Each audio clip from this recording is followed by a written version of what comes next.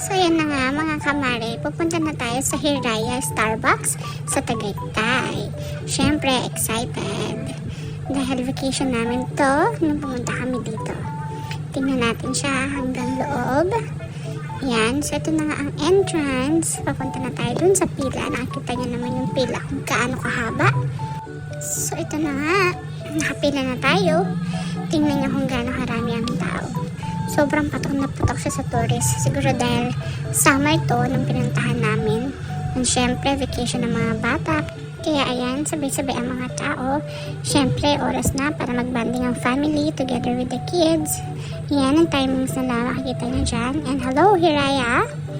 At ayun na nga, finally, nakapasok na tayo sa loob after 48 years. Kita niyo naman hanggang dito sa loob crowded. At ito na yung counter nila. Diyan na kayo order. Pay as you order tayo mga